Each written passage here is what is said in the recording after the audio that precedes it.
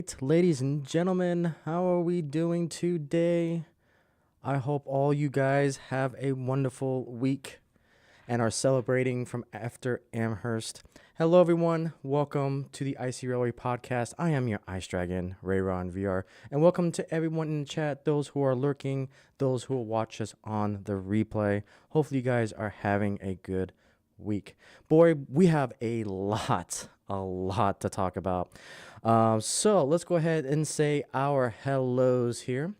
So we've got Railfan K with the icy cookie for today. We've got Jeff. We've got Spooky Booty Bree. We've got Chuck. And welcome everyone. Can I say Railfan K as well? But welcome everyone to the Icy Railway Podcast, the Frostline and Pacific Railway. So we've got a lot to talk about when it comes to Amherst. Again, Amherst happened over the weekend. Typically it's a 2-day event, but really this year it looked like it was a day and a half because of all the snow that happened. We did get a little bit of frost here in good old San Antonio, Texas. So that was definitely quite interesting to see. But yes, it was quite a polar event. I'm about to have another one this weekend too. So yeah, definitely an interesting phenomenon of weather that we've been getting lately. So with that, let's go ahead and jump right into it. Today we've got a U-boat special parked on the siding. We've got the Union Pacific U-50B, and then we've also got the Southern Pacific U-boat 50 B as well. But let's go ahead and run this. Let's go ahead and get the green light on, and let's go ahead and get this train on the tracks here. Pulling the American Orient Express.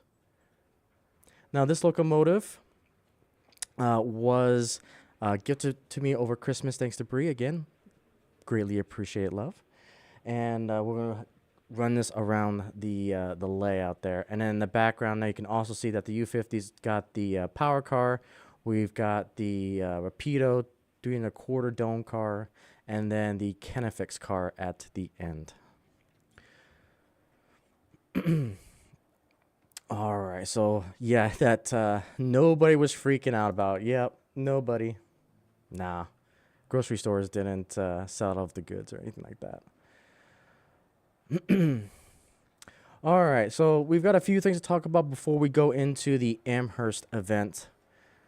So let's just go ahead and jump right into it. We've got a lot to talk about.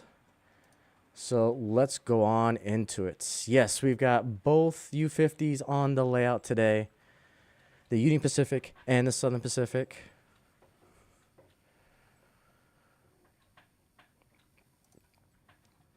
Okay, let's see. Having a great day off. Yep. Awesome. So I know you guys were kind of talking about this on the last stream, that Norfolk Southern has acquired new ES44AC locomotives. So we were able to find that news. So it'll be the first new locomotive purchase since 2022. And it's their leading Evolution Series engines for North America standard for locomotive power and total cost of ownership.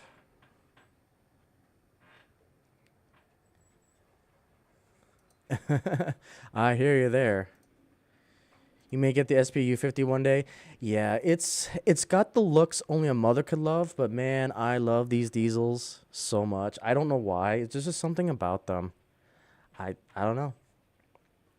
I am definitely a fan of them.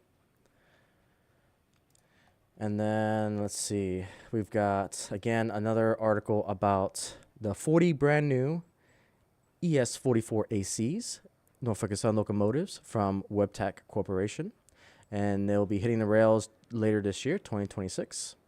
And you can see all the qualities about these locomotives.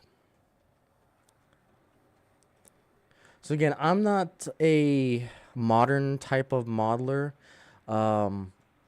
If I do get any modern locomotives, it's probably going to be CPKC because I really do like the paint scheme. But again, this is, everyone's got a era that they typically model. And especially when I get my Frostline Pacific paint scheme, I'll probably do that with the modern locomotives as well. Right. You may try to get a model of the 844 as at some point, strange as that may sound. Yeah, I know you wanted to expand your collection there.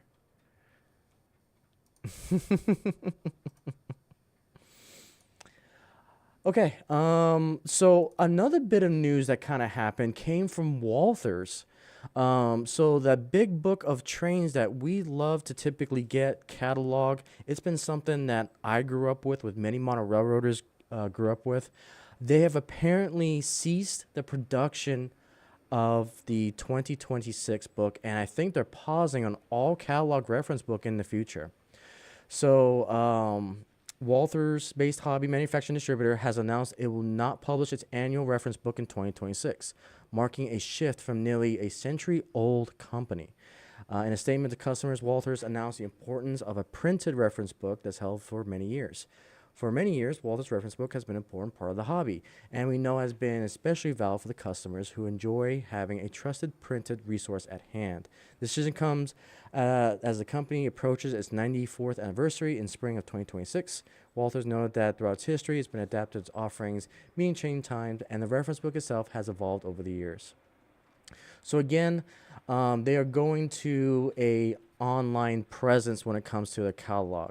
And again, importantly, Walter stressed that the publication pause does not signal a reduced commitment to the hobby, but the company reaffirmed its dedication to producing and supplying high products and so forth. They left the door open for a potential return of the printed reference, noting that they are not ruling out future printed edition, but asking for customers' understanding as the company continues to evolve. So yeah, I saw that announcement. It's like that went kind of under the radar for basically everyone. I caught it, and it's like, okay, I need to save this because we actually need to talk about this.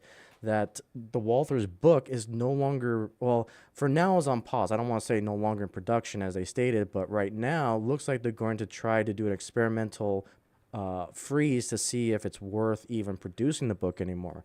And that's huge because if many of you guys don't know in the hobby, Walthers is one of the main distribution networks for a lot of our products. So when you see the Walthers book, it's not just Walthers products, it's Bachman, it's also, I think Atheron's in this book, is also a main distribution company for model railroading products as well. So the fact that the catalog is freezing is definitely showing a signs of the time. NEC Amtrak, welcome, good sir. Hopefully you are doing well. You would be running Norfolk Southern. Awesome. Kind of a shock. Well, it is and it isn't. Because the catalog, everyone can research it online. And so everyone is kind of going to the PDF as NEC Amtrak just perfectly highlights. A searchable PDF catalog is better. That I agree with. So we'll probably see a PDF version. But the thing is that they'll probably still sell a digital version of the catalog, not necessarily have a printable one anymore. So, yeah, it's definitely a sign of the time.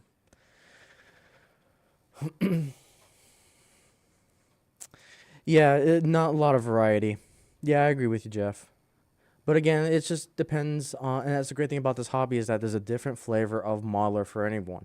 They can go out and see the real thing and then bring it and miniaturize it into the layout. But then there's people like, my style modeling, which is freestyle and do whatever you want. And then there's those that do transition, there's those that just do steam, and so. Yeah, I agree. A PDF copy will go a long way. So hopefully Walters is still going to do some sort of PDF copy, but we'll see. But yeah, definitely quite interesting about that news. All right, so we talked about those.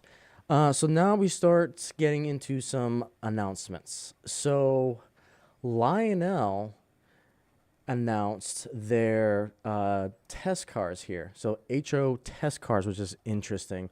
Apparently, there's actually a lot of hype around these inspection cars. I didn't realize these cars even existed. So the fact that I saw these and was like, what are these? Yep. The world's greatest sandbox hobby. So we got these HO test cars that are coming out from Lionel, which is interesting.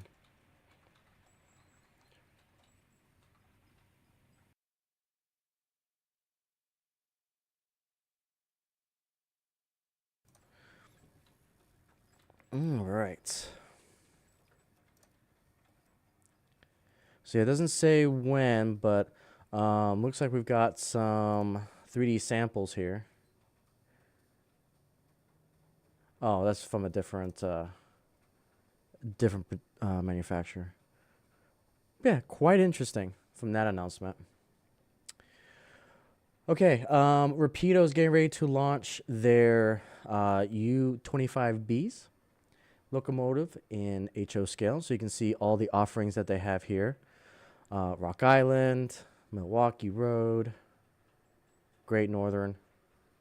So again, pre-order deadline is March 15th. Southern Pacific. So a lot of cool stuff coming out. Let's see. So we've got the if you haven't followed the Amtrak Modelers group, if you love Amtrak, this is a good group to join up because you'll get a lot of cool announcements like these. We've got I think these are Rapido. I can't remember who's making these. But yeah, if you're a fan to Amtrak and Bud cars, and we also got these Bud coaches for Phase 3, they're coming out for you. So Lionel is hit or miss when it comes to HO scale. Again, they're primarily in O scale or O gauge, depending on how you want to look at it, O gauge. And so their HO lineup, they used to be good back in the day, but now it's just kind of hit or miss depending on what they want to do. So, got some more news on. Yep, excited about the Amtrak GP40s and the P42 DC Phase 3. Yep, those are coming out. Some more announcements on CPKC getting these SC70 ACE Tier 4s. Again, we were talking about that on last stream. Was finally able to find a news article about it. And so this is what those T4s look like for the CPKC. So 65 new ones, $800 million order for a multi-year fleet renewal program. 200,000 pounds of horsepower. That's insane. So we'll see this again in the second half of 2026. So we're gonna get a lot of new diesels coming out in this year, later this year. Really cool. I'm not gonna go into that one. Okay, so now we're starting to get into some of the Amherst announcements. So this was the big one that kind of, I don't want to say leaked, but was kind of publicized. So one thing I can definitely say is that if you're a Santa Fe modeler, there was a lot of good announcements for you this year from Amherst. So and we'll get more into it, but we've got the main announcement from Broadway Limited was more steam engines, and we've got this the New Haven R3As that are coming out, and then we've also got the ATSF Class 2900 484s coming out. So again, these locomotives don't typically fit what I typically model, so I'm definitely going to pass on these. Same with the CSX. I don't model Conrail CSX, so you guys are getting some love with those theater cars. So if you're a fan of modern day theater cars, Conrail CSX, I highly recommend getting one of these. We've got ours on pre-order for the Union Pacific inspection car, and that's coming out on Friday. Hopefully we'll have that. I was hoping that we get it by this stream to have it run, but wasn't the case. So hopefully we'll get that by Friday. Forgot to mention last stream that the Ferromex also got some units as well. Oh, there you go. There you go. Yep, new engines. Definitely agree. So yeah, some offerings from Broadway Limited. And now we start to go into the heart of some of the Amherst announcements. I think as far as displays and booths that I've seen so far, Custom Model Railroads booth was just simply, I would say, perfection. Look at the downtowns. Look at this image. Like, and I believe these are the kits down here that you can actually make some of these skyscrapers. I will definitely be intrigued to getting one of these skyscrapers. Maybe a couple, depending on the price. I would imagine these are a couple hundred, to say the least, when it comes to these skyscrapers. We even got one under construction here. And I kind of want to even showcase this even more. Give me a hot minute. Oh, my engine decides to have gremlins. 1 second.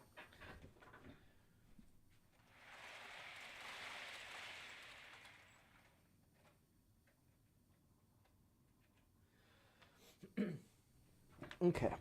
There's a video I want to show you guys. So let me get this train up and going again.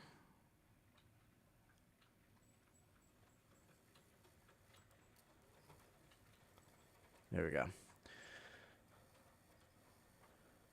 Let's see if I can find it. Was it this one or was it this one? I think it was this one. Okay. We'll let that load for a little bit. Because, and I'll give you guys the link to the channel, but he captured the booth perfectly.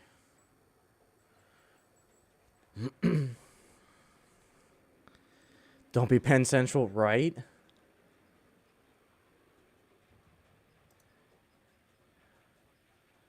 Let's see here. Okay, so I'm going to give you guys the link because I always want to give credit where credit is due. So I've been scouring the YouTubes to try to find some good videos that captured Amherst. I will definitely admit that I got spoiled by Heath and his live streams over Amherst the past few years. And so it's like I'm trying to find other videos that covered it. But take a look at Custom Model Railroad's booth. Absolutely insane. So New England 164 Customs captured this video. And take a look at this display. Absolutely gorgeous. I love the downtown feel of this. Just look at the buildings, the detail. I wish I could have seen this in person. But you can just see the cityscape that you can do with some of these models. The little helicopter with the H-pad there with the lights and everything. It's just, wow. Insane amount of detail in these skyscrapers. So yeah, that was a small little snippet there. I sent you guys a link so you can see his full video there. But yeah, that booth is really nice.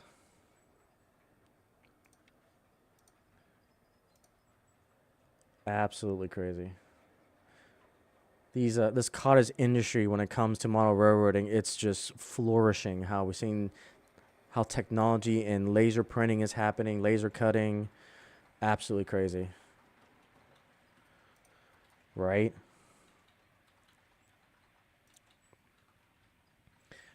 Yeah, that cityscape is just amazing. So yeah, Custom Model Railroad. So another small vendor here we've got is Glendining Engineering. They 3D printed this rail car. Now this rail car is actually one of those long gated armored cabooses that you typically see with the Department of Defense trains. And this is the concept of it, and I think this is actually really nice. One that I may consider, considering I do want to do a military train, or typically trains I think you would see with the nuclear waste from a reactor. Yeah, right there. They also do this car as well. So this company has definitely caught my attention with this caboose. And then they're also doing these oddball loads as well. Especially this one. So it's a little bit pricey. I think from what they announced in HO scale, it's going to cost like $325, which again, it's a custom run. custom details. So I can understand the price. I don't want to say it's brass. Oh no, 295, and then you can add lighted marker lights for 30.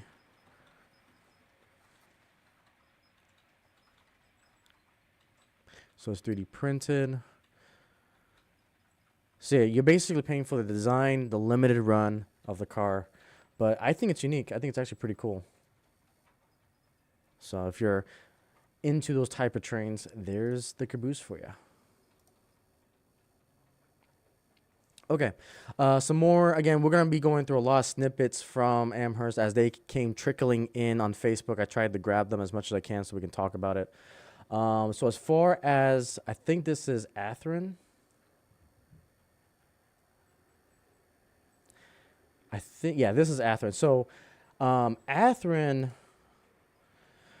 announced the new Surfliners. They announced the new California cars, and we'll have some pictures of it here in a second. The interior detail is almost on par as to Rapido.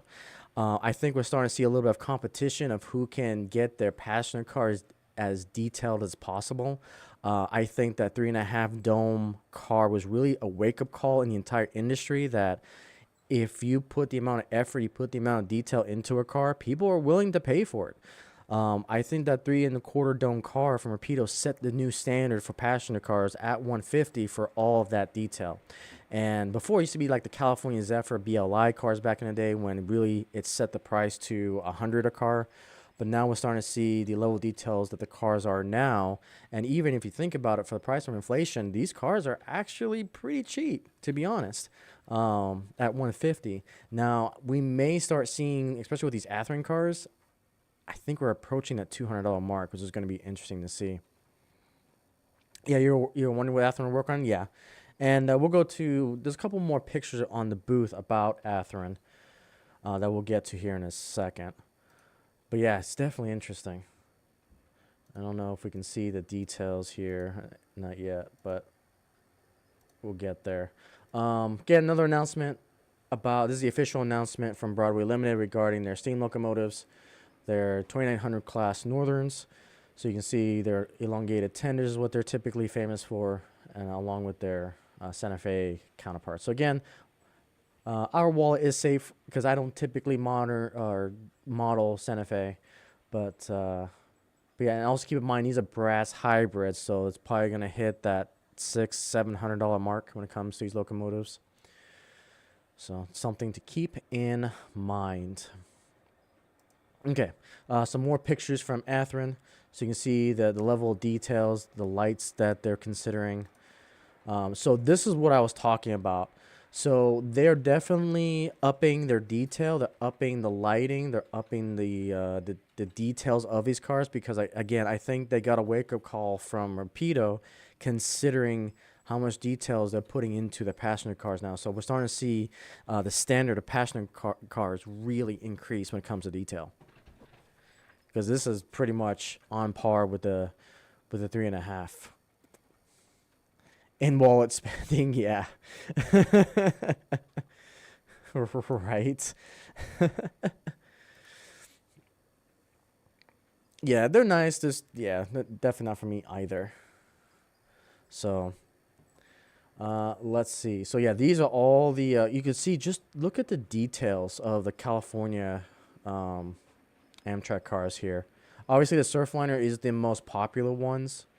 A lot of people have been asking for the Surfliners back for another run in HO scale because they went out of manufacturing for a while, and those cars' prices skyrocketed to the moon and back. I think they were easily going for $200 a car. It won't surprise me if these cars are also $200 a piece. I have to look at Athearn's main website to see what the MSRP is.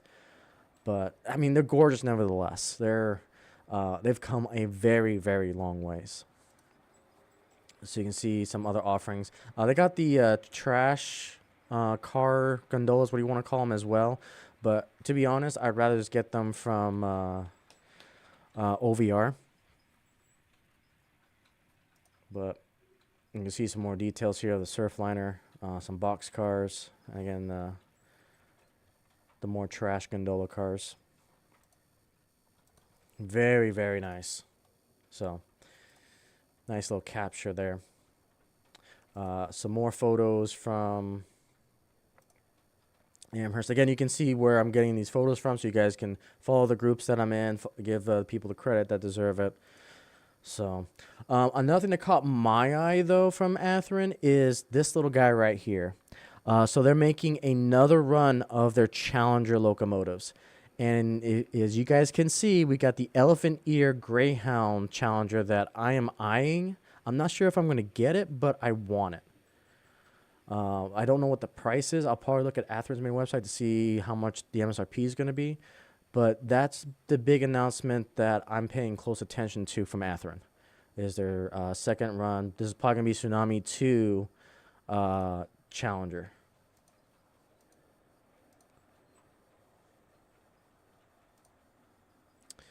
Yeah, so they are doing some. Here's some diesels right here. Again, I don't know exactly what diesels they are, but they are there. And then one Seymour being a Challenger. Randall, good sir, how are you? We just went over the information that you gave us last stream about the acquisition of the new diesels. So we found some articles on that. Yeah, I think they are doing the Challengers. I mean, it's here. It's in prototype stage right now. So you can see the model right here. I think that's their 3D printed mock-up. You can see there's an oil tender. So that'll probably be, what, the 3985 is probably what they're going to be doing. At least that one. But you can see the different variations back there. I'm going to try to get a better picture of that.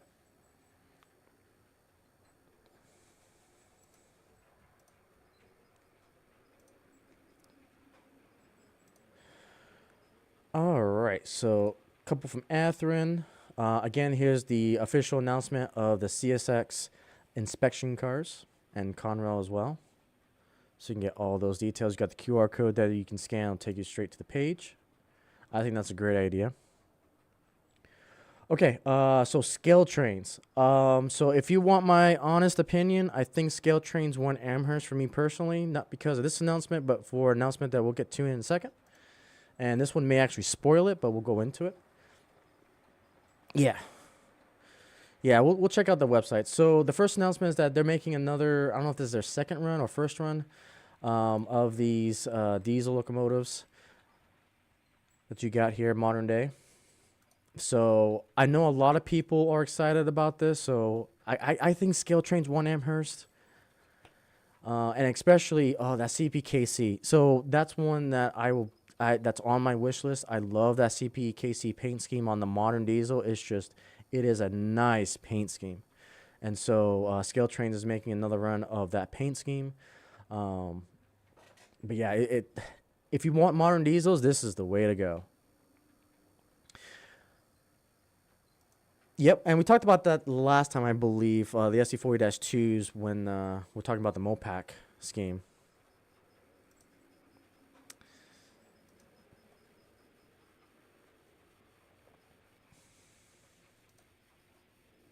So yeah, here's some more of those diesels there. The Dash 9s, that GE Dash 9s, there we go. I apologize. I don't know my modern engines to save my life. You like CPKC paint scheme?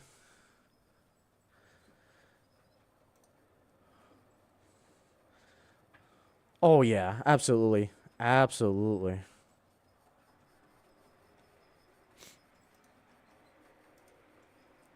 And then we got kind of some weathered Santa Fe version. Some more of those diesels. Okay. So that was a little bit of a spoiler that we'll get into here in a second. I don't want to talk about it just yet. But yeah, those diesels are nice. Scale Trains had a nice showing, I think. Okay. Lionel, most of their announcements, besides the test car that they announced, they had a lot of O gauge stuff. You can see the Star Wars fantasy scheme here. One thing that was pretty cool though was they had a AC9 prototype. I don't have an image of it, but an AC9 in O gauge, and that just makes me more and more excited for the AC9s that Broadway Limited is going to be coming out with. So nothing to highlight for me personally from Lionel. besides that. But okay, we'll go into my biggest hype. This guy right here. This guy right here won the show for me. So much, in fact, that Wonderful Bree pre-ordered it for me. This is the U50C. And this blew me away. I was not expecting Scale Trains to do another museum quality transitional era so soon.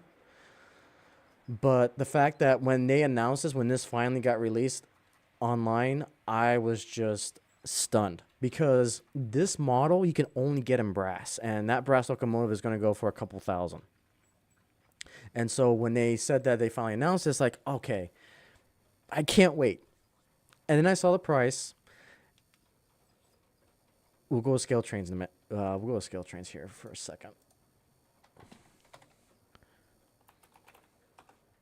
That's sound system. I don't want to go with sound system.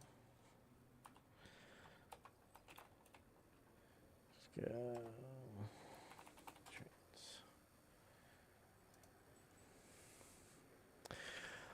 You got to go. Okay. Take it easy, Randall. You got called to Memphis. Drive safe. Yeah, safe travels. Safe travels, good sir.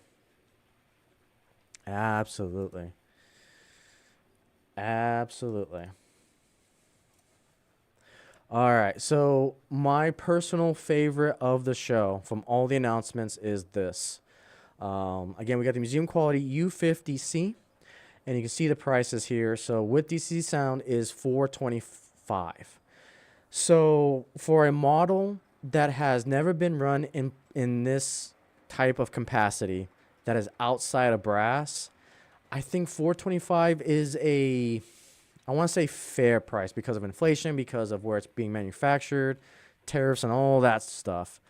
This is actually a fair price for the size of this locomotive. It's a little bit smaller than the U50s that you see running on this layout, but it's not a bad price for it being DCC, being kept alive in them. I think it's worth it considering the other option to the U50C is a $1,000+ brass version of it. That's DC.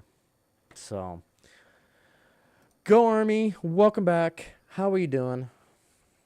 Welcome. We are talking about the Amherst announcements. We're knee deep in them. So, yeah, I'm excited for this. And so the difference between the U50 and the U50B that we have running on the layout and the U50C, there's a lot of technical aspects about the two, but I don't want to really bore you guys. The big difference that you'll notice is that you've got the exhaust from the engines kind of in the center of the diesel, and then it's got 2-truck, 3-axle prime movers, whereas the U50s actually have 4 2-axle. So that's the difference between the U50B and the U50C. Yes, and I thank you very, very much.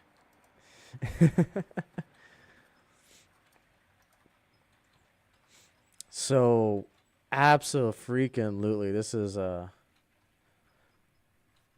nice and a very, very nice announcement.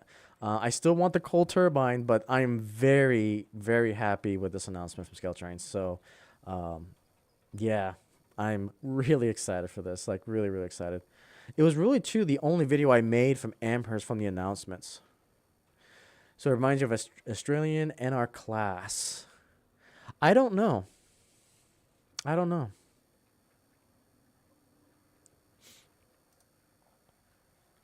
But yeah, but me being a Union Pacific transition error kind of collector, this was a home run from Scale Trains.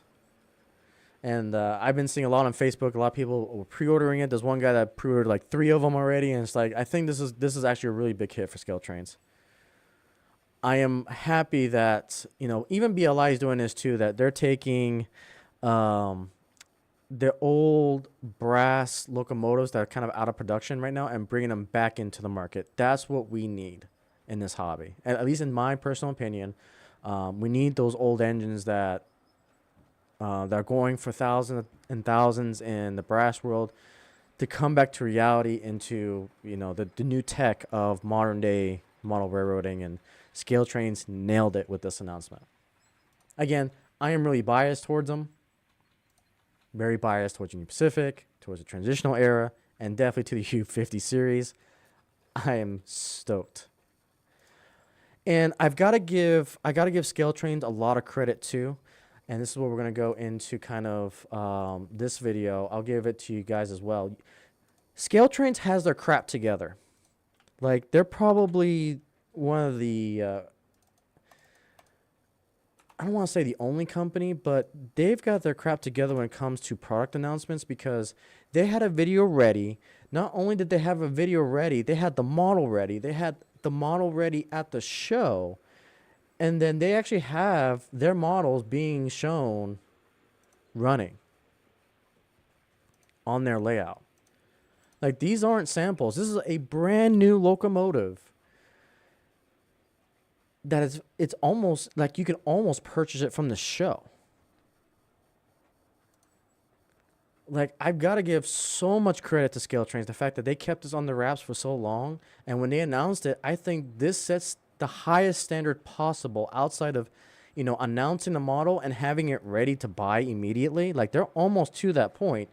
But man, they're good. They've got it figured out. On the diesel side, again, they put a big caveat star behind it, asterisk behind it.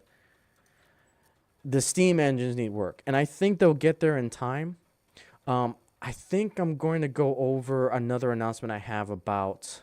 Yes, we need to talk. Well, that's actually a really good transition point. Yeah, the steam engines need work, and since you brought that up, Jeff, I want to find an article from Scale Trains. And I think that's coming up. I think I actually put it all the way at the top. But we're going to talk about it. I think it's this one. So they made a second announcement about the J-Class locomotive in the works. But there was a very interesting post that happened. I just got to find it. That really caught my attention. I'm just hoping I can find it for you guys.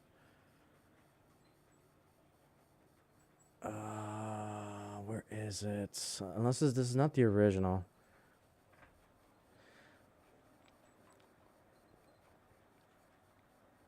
Oh no, where is it? Is this the original post?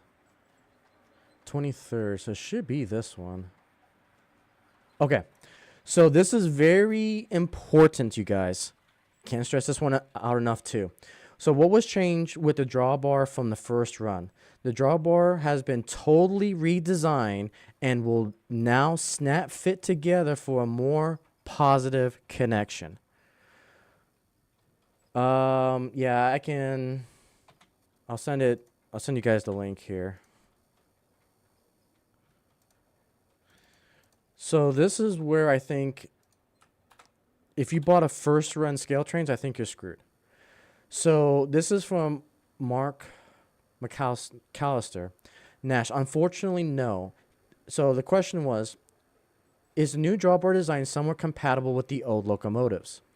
No. Changes to both the loco and the tender frames were required, making backwards capability not possible. And so it got me thinking, is this actually coming from Scale Trains? The answer is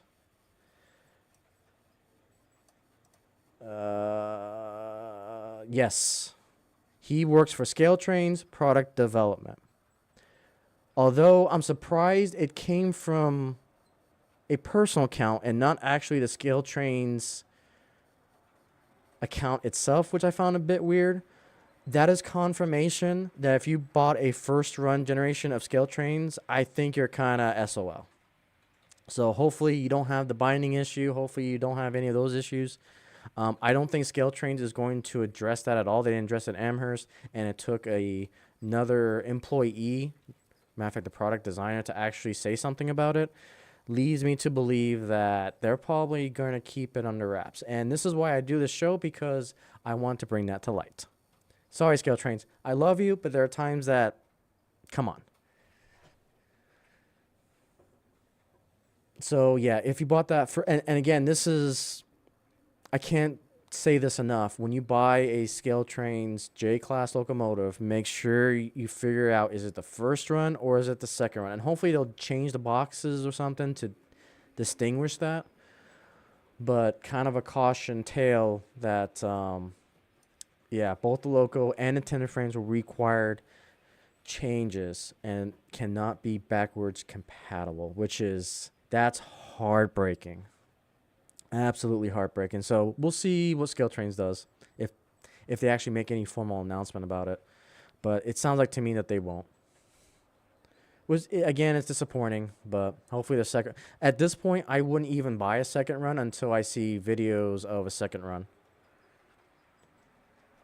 So, yeah, that's heartbreaking.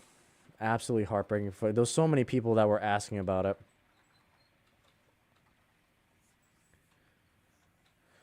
Okay, let's continue on with the Amherst announcement. So again, this is BLI's new samples about the New Haven R3As. So these were 3D printed. Again, look how far 3D printing has come, guys. That they're able to get 3D printed samples out pretty darn quickly. And it's only a matter of time before the material of resin gets better enough that they can actually mass sell it. Some more 3D printed renderings of their CXX cars. Again, more of those R3As. But yeah, pretty awesome to see. Okay, so again, if you're a Santa Fe modeler, you're eating up all the announcements from Amherst. I feel sorry for your wallet. Rapido announced a brand new diesel. This is the U30CG, which I had no idea was a thing.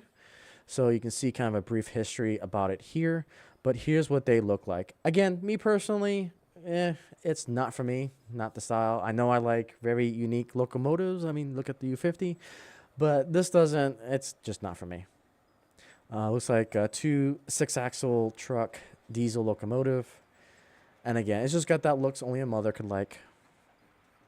But you got all sorts of Santa Fe love paint scheme here. So that is the brand new offering from Rapido.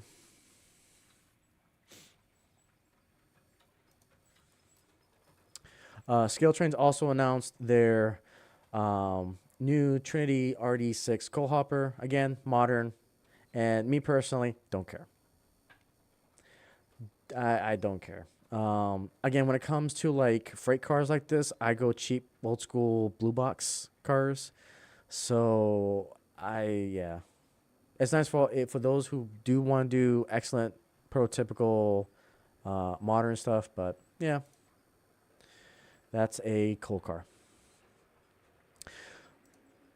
So one company that has gone under my radar, and at least for this channel, I've been watching it behind the scenes, is this company called Third Rail Models, and they've been announcing some sneaky good offerings in brass. Again, brass, when we talk about brass, it's a whole nother market. It's a lot more expensive market. But with this market, you get the truly unique and one-of-a-kind items. And so Third Rail Models is interesting because they're starting to announce some of these cool, unique cars. And this was one of them. So they got this Rio Grande like baggage car, and they've got this end observation coach, which is beautifully detailed. Again, you can see just how much level of work they're going to go into.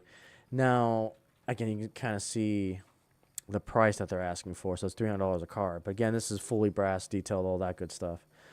But I thought it was interesting because, and if this is the same company, I need to double check. Let me see. Where's their HO? Where's their HO Steam? Yes. So they announced this that caught me off guard, and this is what got my attention to third rail models. They announced the AC9 as well.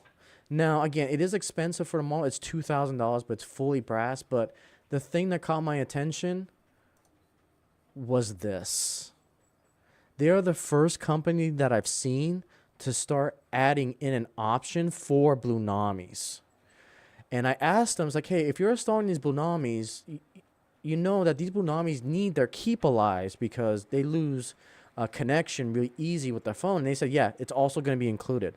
So when you add this $50 option, you get Blunami on top of the current keeper for Blunami.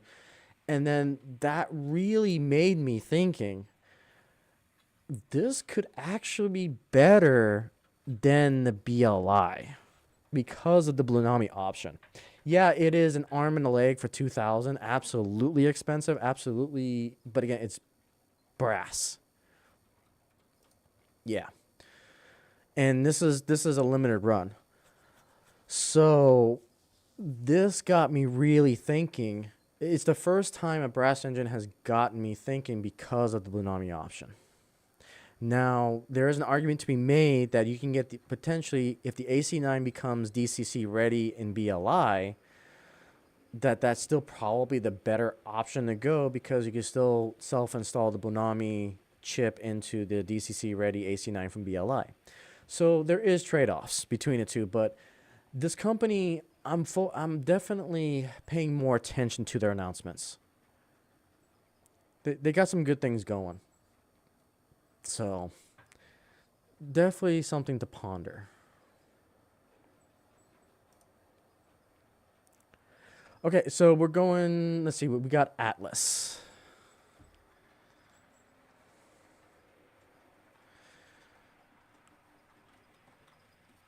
See, I don't know. I only know Sunset's original models before I think it changed ownerships, which is why they're trying to produce more stuff. They're going ham in O gauge, and I actually have something in O gauge. I'm going to show you guys what they're doing. So they'll come up again here in a second. Yes, actually, thank you for reminding me. The M class, because yeah.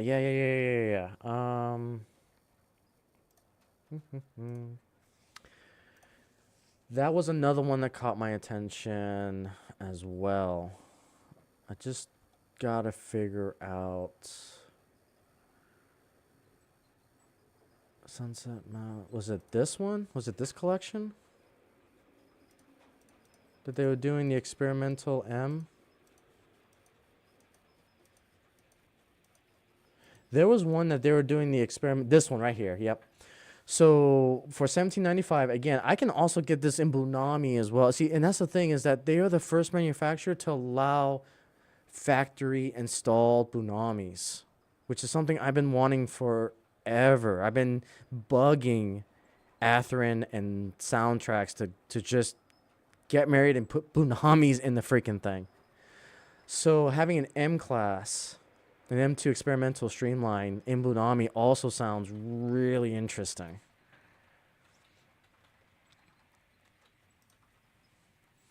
Oh, no, you didn't tell me that. Awesome. So, yeah, that one has also grabbed my attention. But again, for the price, it's just, I can't, if I'm a diehard Norfolk Western fan, yeah, I'll probably go after it, but I'm kind of not, so it makes sense for you, Jeff. Was this the exact one that you pre-ordered, if you don't mind me asking? But yeah, that looks gorgeous. I just love the uniqueness. I love the silliness. I love the streamlined version of this. But yeah, pretty darn cool.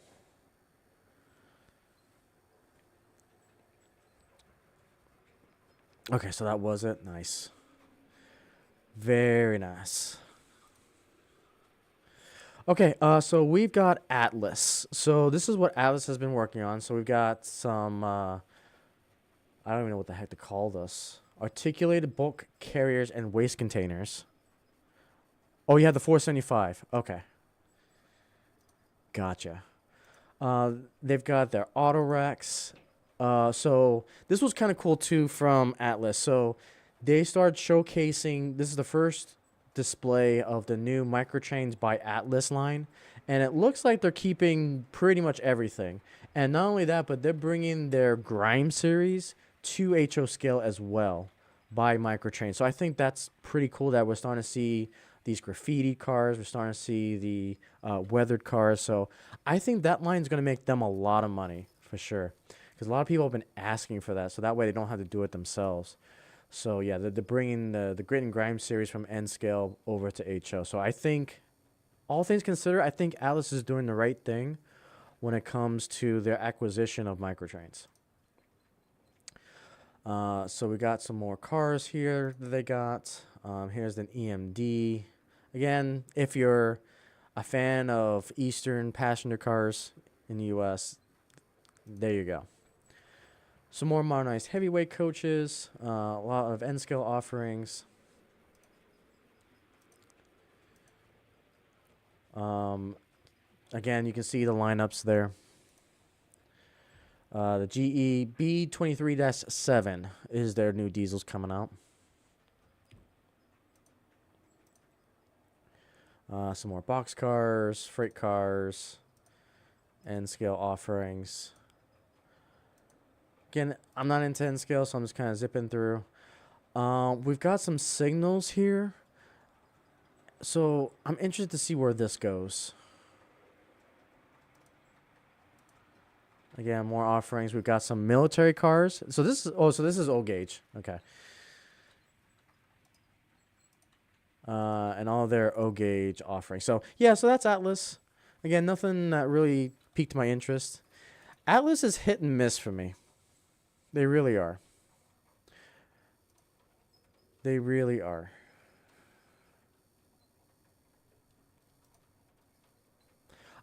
With Atlas, I wish they would communicate more with the customers.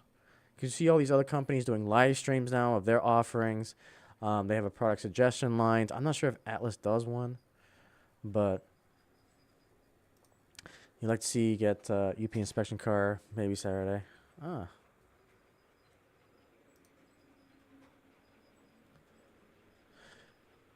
Yeah, we'll talk offline, Jeff. So yeah.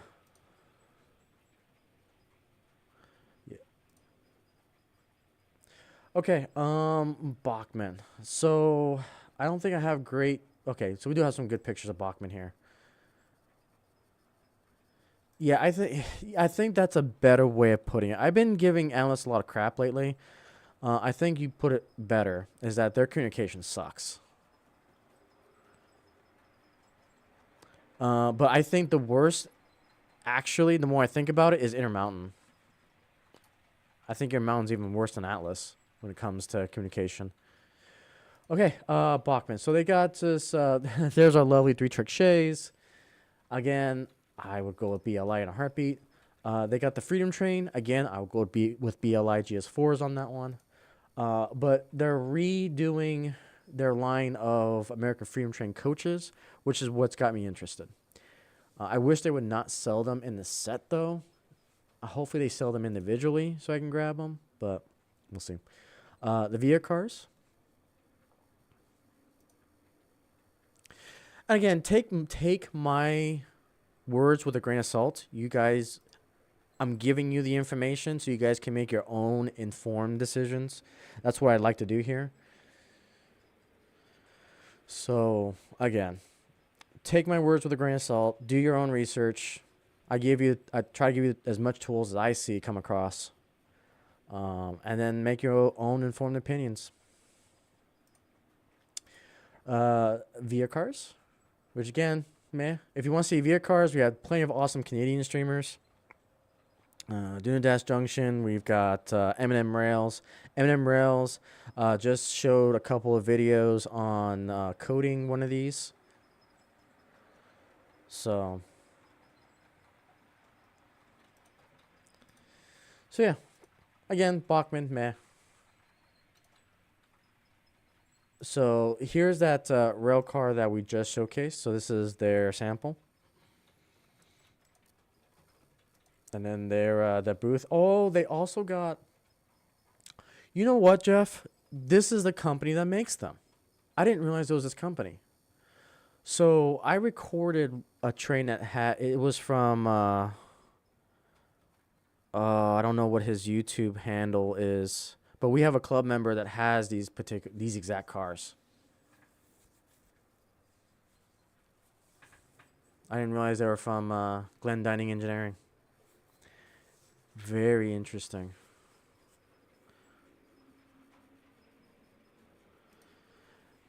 Yeah, I'm surprised we're not seeing more announcements about just more. Now, we did get one just recently, which I'm going to get to in a second.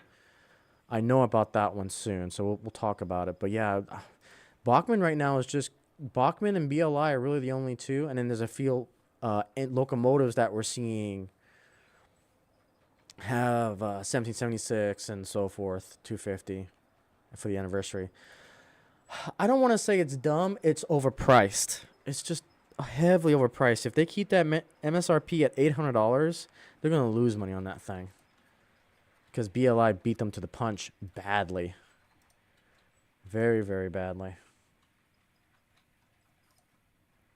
So, okay, tangent. They came out with heavily detailed cabooses. They've got some other. So here's all the new offerings that you can see is coming out.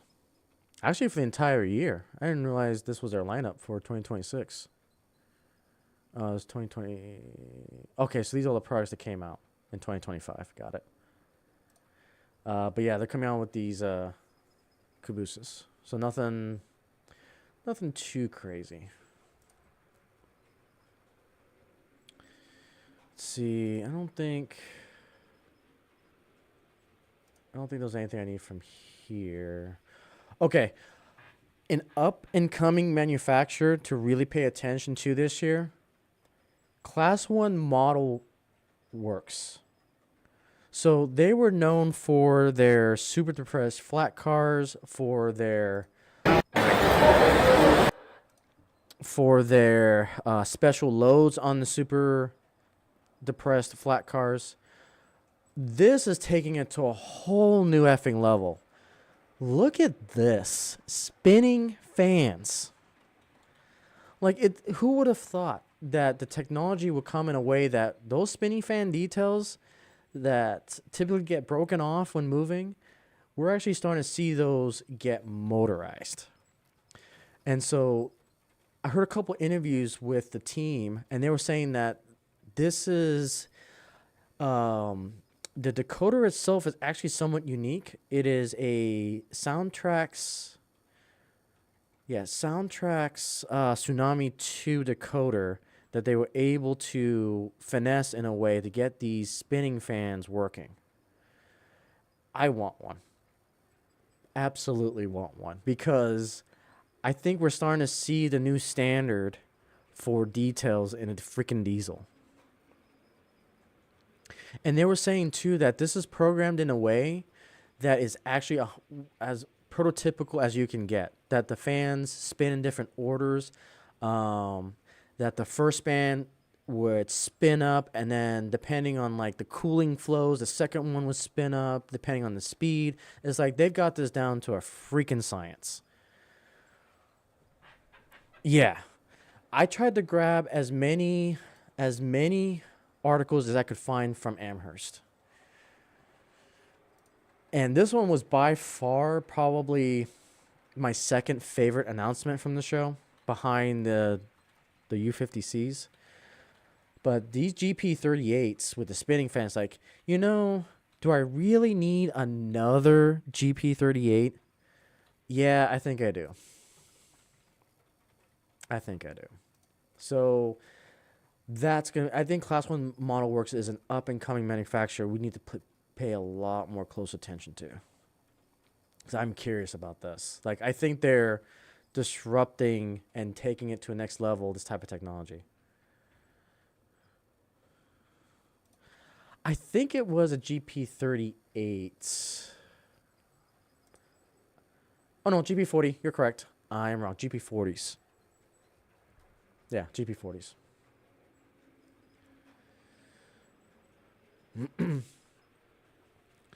So yeah, it's so cool.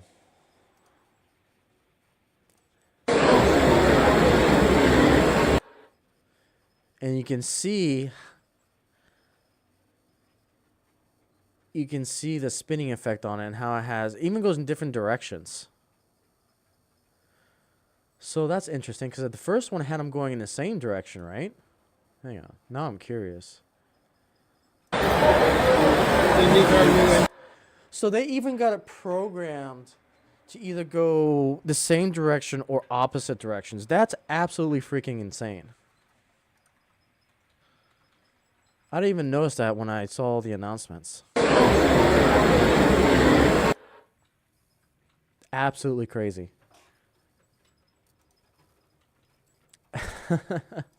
That is freaking cool.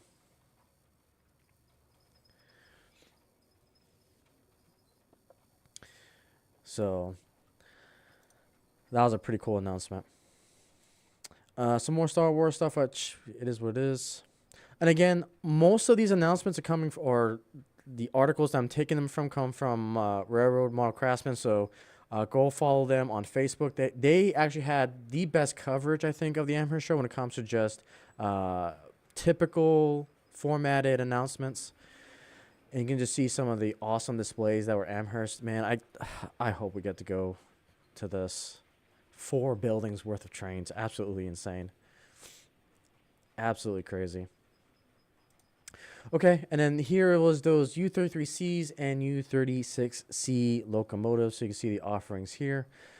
Southern Pacific, Santa Fe, Penn Central, and Delaware and Hudson, I believe.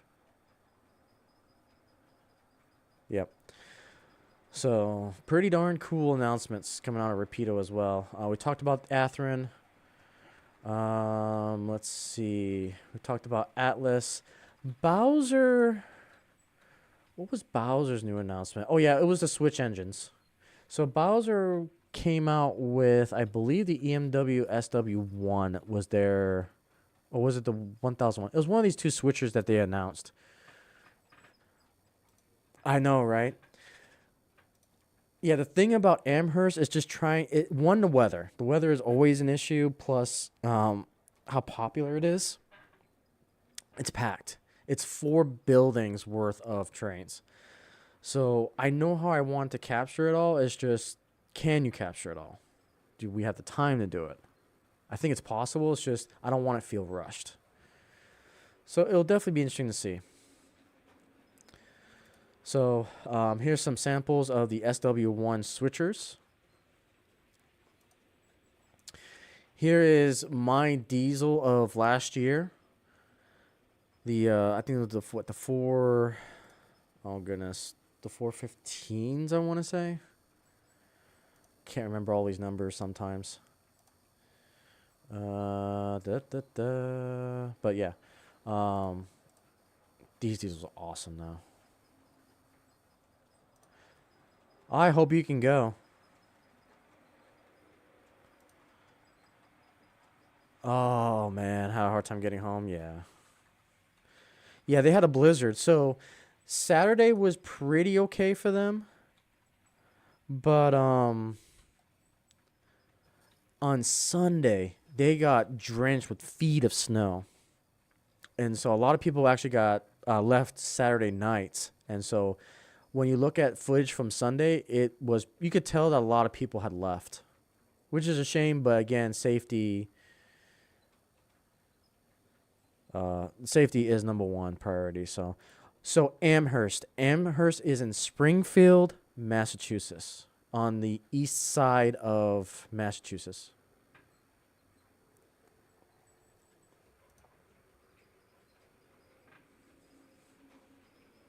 Or technically Amherst, because Amherst is the city, but near Springfield, I believe.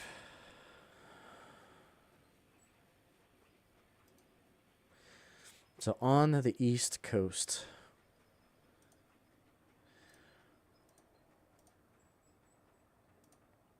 So yeah, nice little announcements there from Bowser. Okay, Walthers. So Walthers, I think, had a great display of offerings as well. They got their new Amtrak diesels here, the P42s that are coming. So here's their samples. So again, if you're a big fan of those diesels, there's your sampling offerings. I don't think I have a full, Walters has some other things, but this was their main showstopper.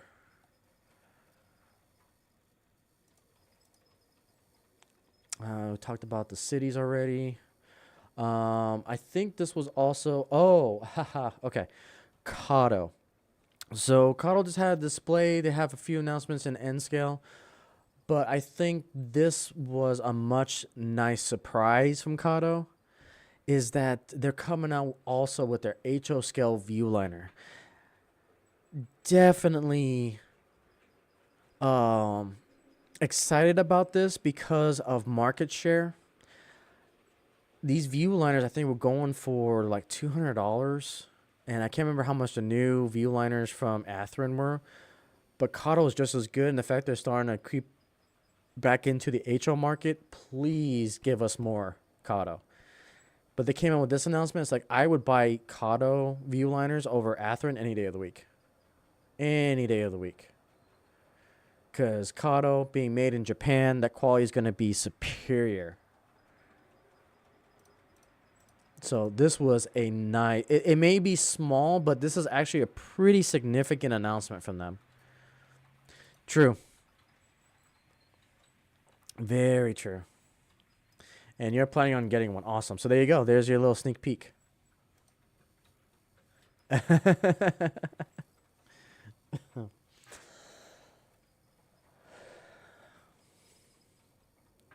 Yeah. So, and that's why this announcement is significant because I think they're trying to test the waters into HO again. And so seeing that their view liners is coming to HO scale, I actually want a few.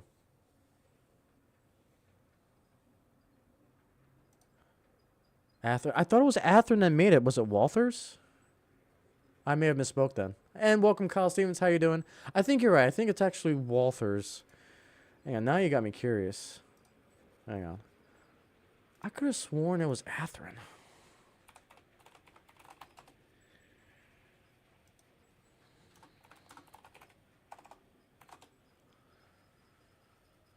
Let's see. No, it was Walther's Proto.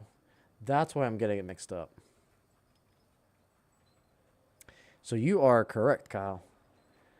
It is Walther's. Cool. Thank you for that clarification. But yeah, hopefully you're doing well, Kyle Stevens. And the gremlins are coming back. Come here.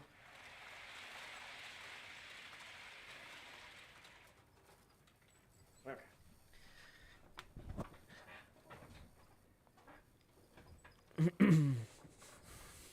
Every time it's on this camera, too, it must be some gremlins associated with this camera view.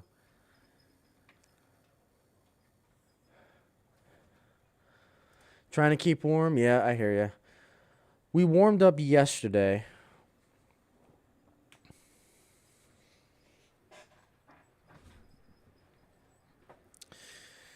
All right, let's get back to the news because we do have a lot still to get through.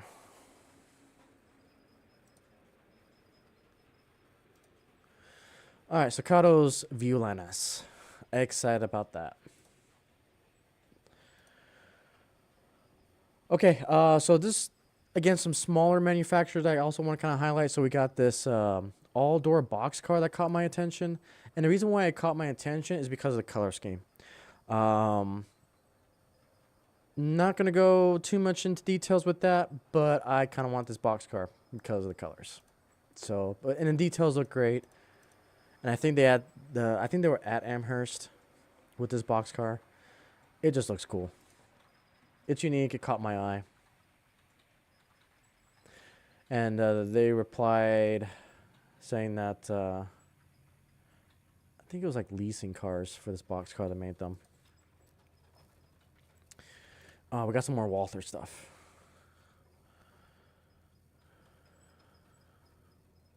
Oh, there you go. Getting a new BLI Class A with roller bearing rods on Friday. Awesome.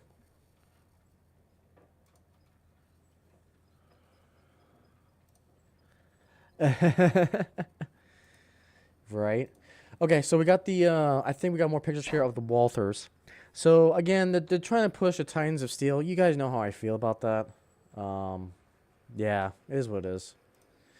Here's some more offerings of Walthers. We've got some trucks here with, or not trucks, the trailers. We've got a new engine shop.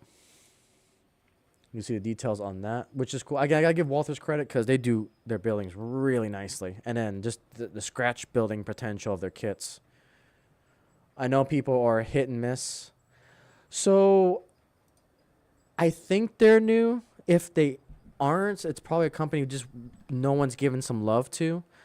So I'm trying to find all those up and coming manufacturers, the grassroots manufacturers as well, and trying to showcase them, give them a little bit of love. So I discovered Roco models with that box car and I decided to show it to you guys. But I think they're new.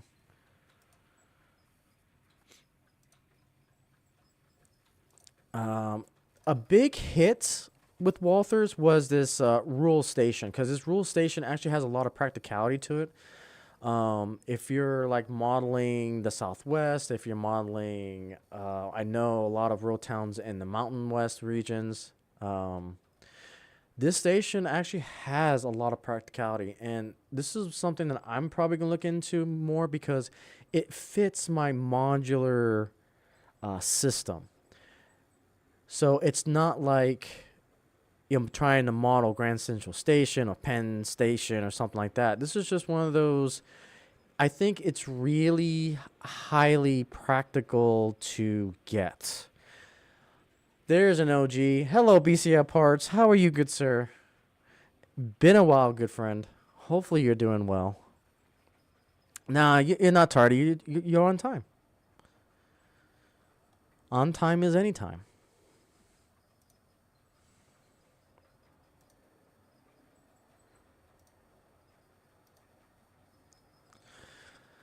So yeah, that rule station was a big announcement, I think, from Walthers.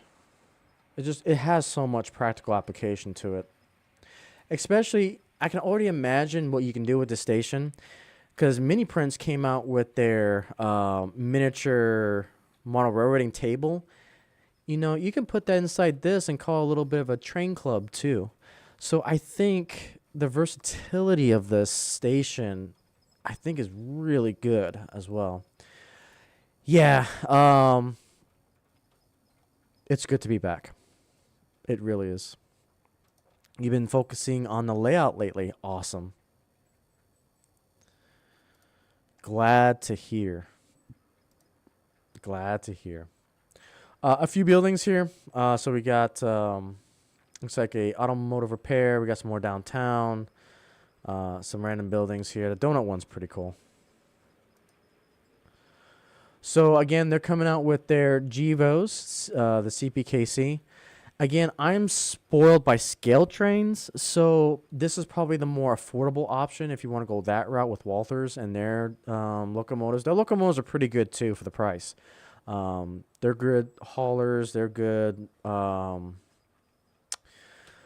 They're good incline runners. They're not as finicky as the scale trains trucks too.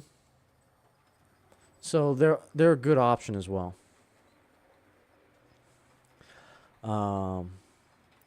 Another YouTuber that I watch, HO Power Trains, he demonstrates how good Walthers locomotives are.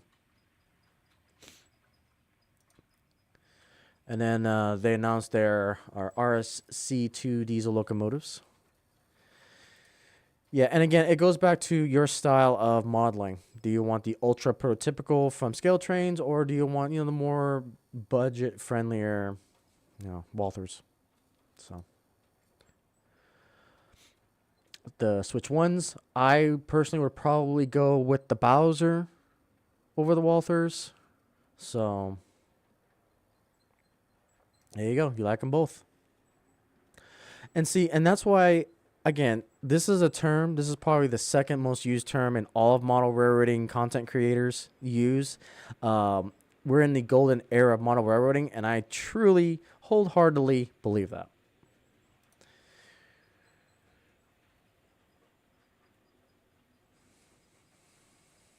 Nice.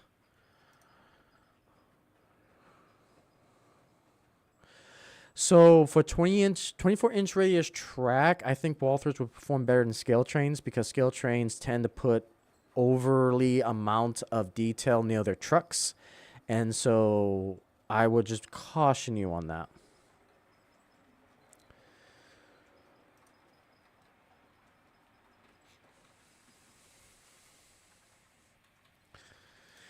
They are good for the price. Yep, absolutely. There you go. And again, price is relative. Of course, you're going to derail. Gremlins. Okay. One of these days, I'll get that switch fixed. But today's not the day. Ah, yep, the bigger brass. So yeah, switch the SW ones again. I would go with Bowser. So. Oh, your brass 614. Gotcha. Gotcha. Look at you guys owning some brass locomotives. That's freaking amazing. I'm glad that either I can see the brass market slowing down a bit or coming down, but it's awesome that you guys are getting some brass locomotives. I thought they were going to be out of reach for a lot of people. So, yeah. So, I have a trouble spot over here at the testing range modular with that 3-to-1 switcher. It's code 100. So, I need to get a Walthers code 83 three-way switch, but it works for now. I need it for operation videos.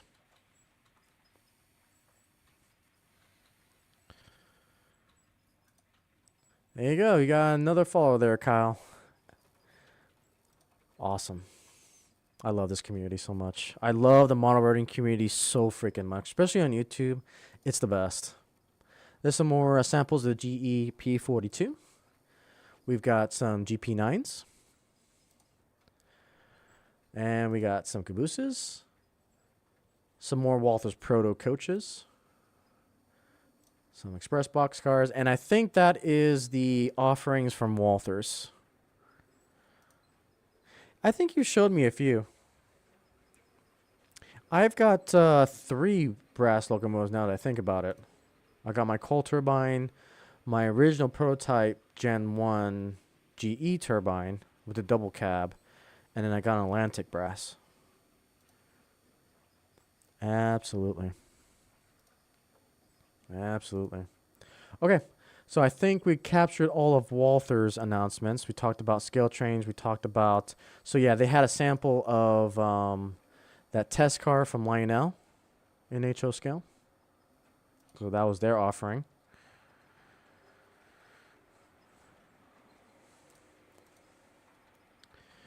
So again, here's another up-and-coming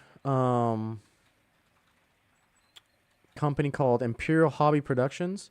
They've got these unique cars here.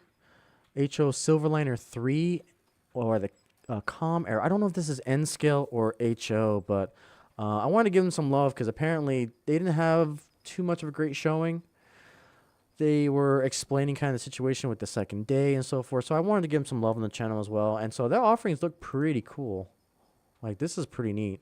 So yeah, it's HO scale. And so yeah, I just wanted to showcase them off.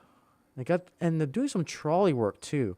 This could be a good alternate from Rapido to Bachmann as well. So something, again, another up and coming company to really look into.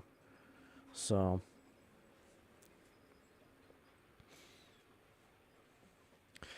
again, there's no pressure to get into brass. Again, the best way I can describe brass locomotives is that, you know, let's take collectible card games. You know, it's the ultra holographics, the full arts. If you do Pokemon, it's those type of things that what brass is to the Pokemon community, to the model railroading community, as far as the collection side of the hobby. And again, we always have those type of aspects of any hobby. You have the ultra rare stuff, and so don't feel pressure to get one.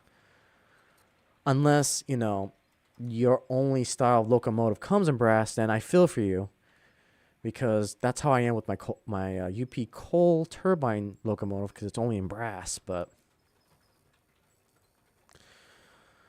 yeah, just things to things to consider. Things to consider. Okay, so we're going to take no, I'll jump that real quick. So RS-23.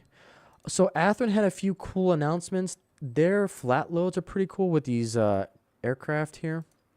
That definitely caught my attention. So you can see that they're coming with some flat cars with the T-28 Trojan airplane. So that's a training aircraft on a flat car. So I think that's pretty cool from Athearn, especially if you're into the military modeling. Well, yeah, there's a reason. Yeah, so your Baby J's only made them in brass, yeah.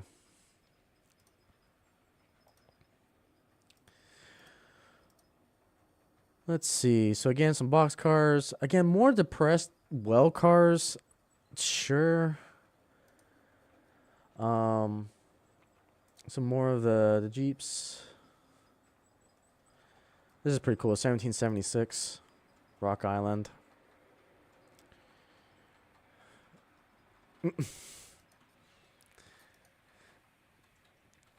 Some more F units. Some coal hoppers. Okay, so here is the Challenger locomotive. Again, it's not a big boy. It's a Challenger. I'm going to ground you if you keep derailing. Come on now. Don't make me bring out the UP. I will bring out the UP. Let me see if I need to adjust the speed. Maybe that's what we need.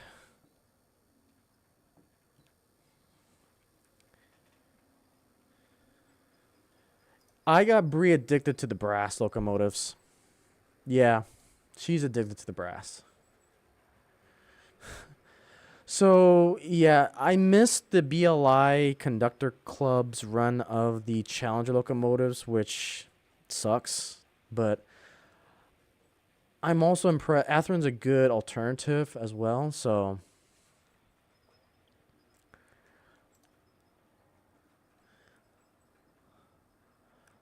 I am definitely excited for the Challenger announcement. More of the Surfliner cars up close. Again, you can see another interior detail. Looks like the dining observation car. That looks really, really nice. Oh, it's not the observation car. It's the dining car. Dining car. Because they're two different things. So, Kyle, you hit the nail on the head. There was a lot of modern in Amherst this year. And I think that's why this Amherst, for me, there was not a lot for me per se, except for, of course, the U50C diesel from Scale Trains. That was my prime number one happiness announcement. But the rest seemed a lot modern. But again, here's some of the detail. Not as detailed as Rapido, but they're getting up there. More up close in person with the diesels, F units. So, and that's all from Athearn. I'll talk about that. I don't want to talk about that. And for now, we have reached the end of all the things that I've highlighted. The final announcement I think we'll do for this stream would be the Union Pacific Tour. Okay, so the big boy, is finally going back on tour for their Coast to Coast tour. Now, I think they're being a little cheeky with the tour because it's going to be a part 1, part 2, it sounds like was what they're going to do. And so the part 1 is going to happen in April, going from California to Ogden, Utah. April 10th through the 11th. And then it'll be in Ogden, Utah, 18th to the 19th. There's going to be no excursion passenger trains on this western leg of the tour. But we've got the first half of the tour here. Now, the one thing that everyone was nerdgasming over was this. So it's going to have the brand new helper diesel number 1776 America 250. That has not been formally announced, nor have we seen the paint scheme for 1776. So this is a brand new locomotive with a brand new paint scheme. It's going to be announced later to come for that information. You can see down here that it is going to be more information on 1776 later to come. I am excited to see what it's going to be, what diesel they're going to do.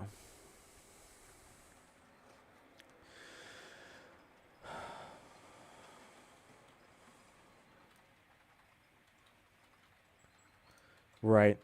So 60s and 70s. So what, I forget, what do you model? What railroad, if any?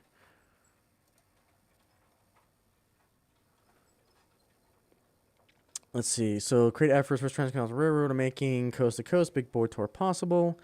And obviously we already know they're going to use Norfolk and Southern as part of that other half connection in attempts to publicize the merging of, or the buyout, I should say, of Norfolk Southern. And we still haven't got any updated news on that besides that the initial first proposal was rejected, and they'll have to resubmit by February 15th or 13th, one of those 2 days. So that was big news on that front. Precious shiny, yeah. So I'm gonna go and check. Where is? Let's make another field trip to Railroad Model Craftsman. So I used a lot of their announcements on Facebook. I will give them a proper shout out and credit for all the news and information, so you guys can follow their Facebook page. But they did an excellent job of coverage. Another person I want to shout out that I found was this YouTuber that I just found, Jay. I can't pronounce that last name, but I will also send a link to this your guys' way, because he's got an hour and 50 minute video of a walkthrough of Amherst, and I think he has each section dedicated by the buildings he went to, and so it reminded me of the oops, nope, that's not what I want to do. And let's do this. Let's do this here. I will share. Copy and paste. There we go. So you can see just how big, if you guys don't know just how big Amherst really is, this video kind of gives you a showcase of it. But between Railroad Model Craftsman and this YouTube video kind of gives you just a sheer size of this thing. So I'm going to quickly scan through the feed here to see if there's any other announcements that I may have missed that have popped up that, you know, we can talk about. Let's see. So we've got macro. What's this? Looks like power lines? Communication tower poles. Oh, that's cool. Absolutely cool.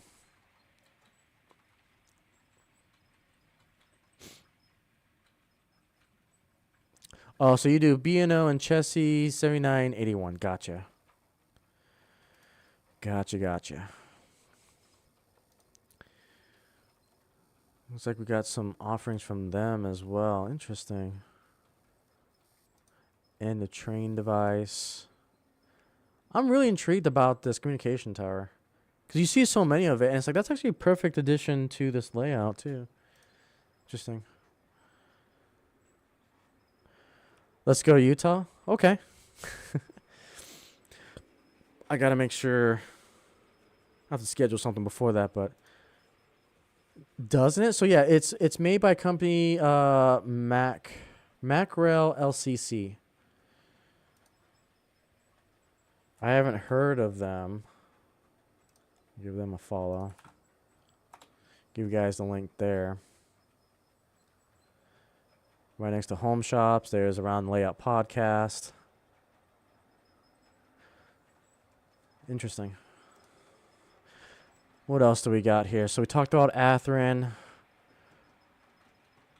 See, there's so many up and coming manufacturers now that I am literally losing track. So here's Prairie Shadows. I have never even heard of them. But see, that's the great thing about Amherst is that most of these mom and pop manufacturers are going to be at this show.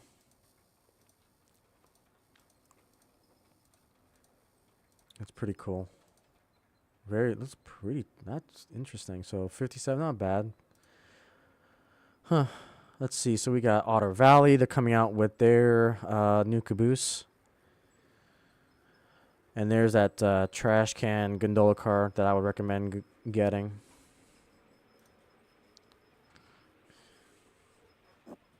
There's an idea.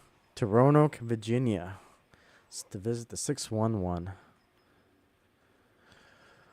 So Oak Hill is something that may be a thing in the future because they create these custom ties for like switch.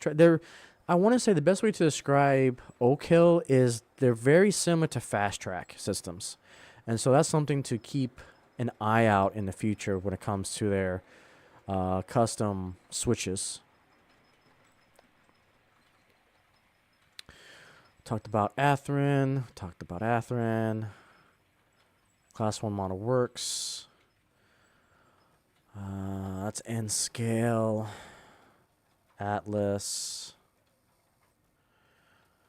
Let's see. Scale monitoring buildings. So there's the Roca models. So they were at Amherst. So that's that boxcar that we just saw.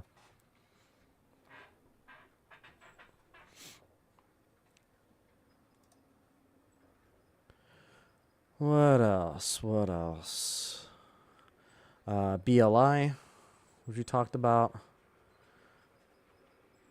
Vehicles. Oh, I missed this. See, Pico, dear Pico. Pico. This is going to be a love letter to you. You guys need to start innovating your freaking products because you have micro engineering that's coming out with their crossovers. Dear Pico, please come out with crossovers like this. Walthers has them. Now ME has them. This is actually a huge announcement that I completely missed.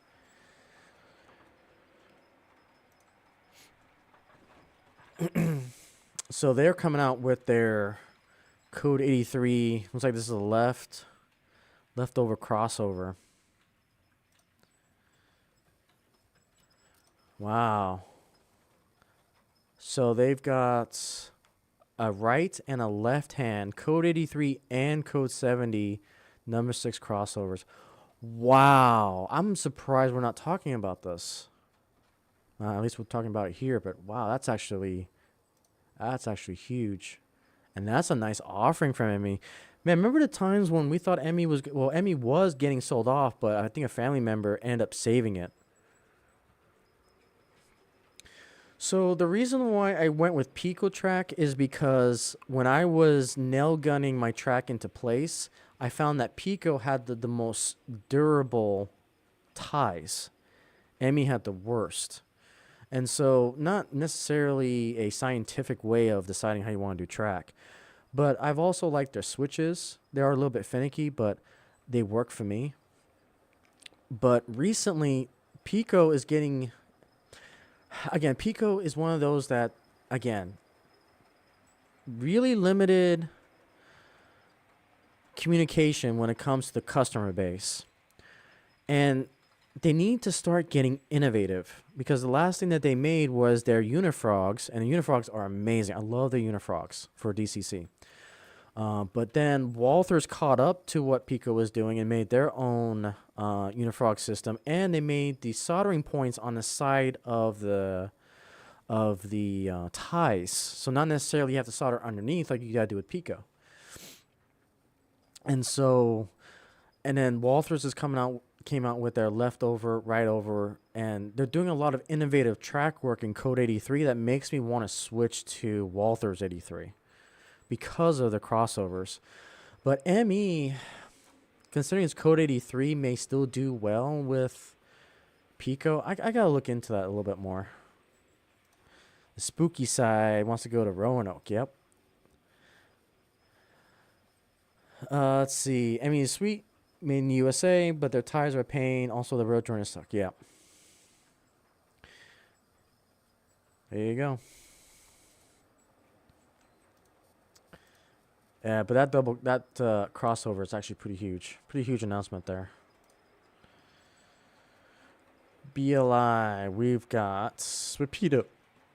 And you can see all the snow that was coming down.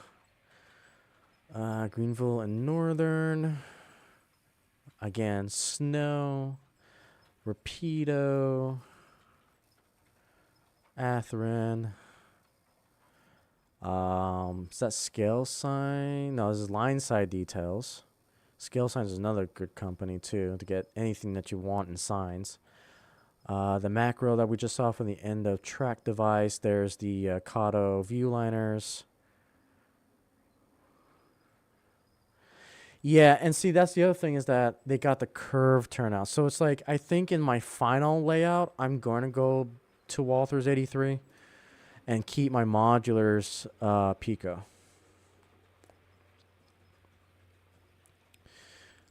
Some more building designs here from JL Innovative Designs. Spring Creek, we all know who Spring Creek is. O-scale stuff. They're talking about the layouts. A lot of cool layouts. Class 1 model works again with the True Fan technology. Coach Yard. BNSF Fleet. Interesting. Let's take a look at this. So it looks like they got a observation dome. That's interesting. Huh. So Coach Yard. That's a company I haven't really heard of. Huh. I will follow them. Keep an eye on for them. Oh, you're not gonna make me. Yeah, you're gonna make me go through all of it again. Gross. Noted. Coach Yard is brass. Oh, okay. That's probably why I haven't heard of them. I don't follow. I need to follow more brass manufacturers. I'm trying to. Because, again, they're coming out with that unique stuff.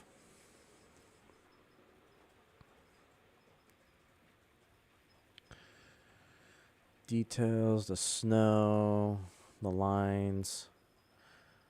Let's see. What else? That's from BLI.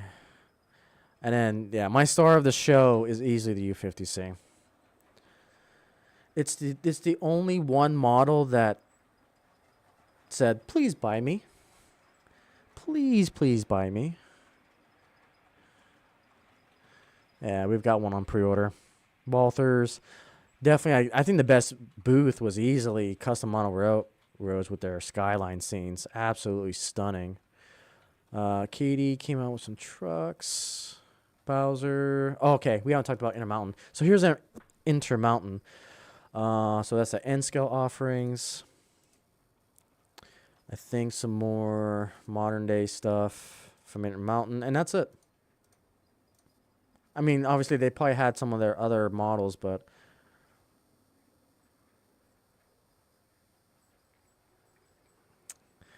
and yeah, I think we're getting to the point where I think we're good. Oh, so NCE was there. There was one announcement made by TCS Wow Sound. So TCS, I got wind of it. I can't find the official announcement, but they've announced at Amherst that TCS is going to make a Wi-Fi decoder to compete against Bonami, and I think that's a great thing. But if it's actually, because they're calling it a Wi-Fi decoder, I'm skeptical about that because I'm hoping they didn't go down the rabbit hole of it emits a LAN or not necessarily a Wi-Fi, but maybe it is a Wi-Fi. Anyways, it sends out its own Wi-Fi internet that you have to connect your phone to, and so you lose your cell service.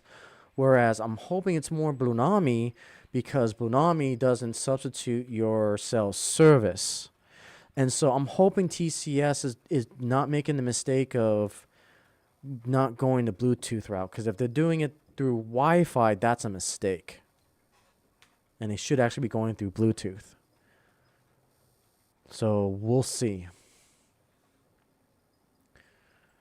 Yep, we've got Murr was there with his group.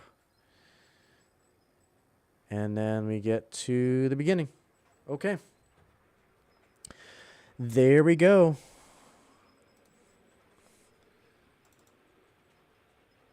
There we go, guys. Wow, that was about an hour and 40 minutes worth of announcements to get through. Whoo-wee. But again, it is the Super Bowl of everything when it comes to this hobby. So that's why we kind of dedicate an entire stream to it. And so we'll do some rail fanning because it's been a hot minute since we rail fan because we caught up with all the announcements that we missed last stream. We've got Amherst this week, so we kind of had the double whammy effect. So, all right, guys, what do you guys think about Amherst? Was Amherst good? Did you like some of the announcements? What do you guys think? If it was worth all the announcements.